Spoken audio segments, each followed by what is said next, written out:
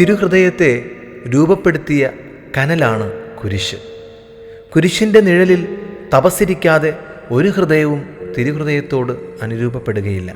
പരിഹരിക്കാൻ പറ്റാത്ത പ്രശ്നങ്ങളുണ്ടാകുമ്പോൾ അവയെ എടുത്തുകൊണ്ട് കാൽവരിയിലൂടെ ഒരു യാത്ര നാം ചെയ്യണം. ഭാരമുള്ള മരക്കുരിശും വഹിച്ചുകൊണ്ടുള്ള കാൽവരിയിലേക്കുള്ള യാത്രയാണ് യേശുവിൻ്റെ ഹൃദയത്തെ തിരുഹൃദയത്തിലേക്ക് രൂപാന്തരപ്പെടുത്തിയത്.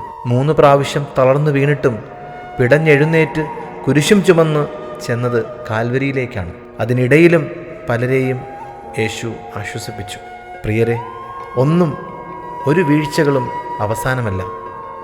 എന്നും എന്തും ആത്മബലത്തോടെ നേരിടണമെന്നും തിരുഹൃദയത്തിലെ കുരിശ് നമ്മെ പഠിപ്പിക്കുന്നു. കുരിശിൻ്റെ വിരിമാറിലാണ് ഹൃദയം പുഷ്പിക്കേണ്ടത്. കുരിശിൻ്റെ ഓർമ്മകളോടെ നമുക്ക് മുന്നോട്ട് യാത്ര ചെയ്യാം. നമ്മുടെ ഹൃദയവും തിരുഹൃദയമാകട്ടെ.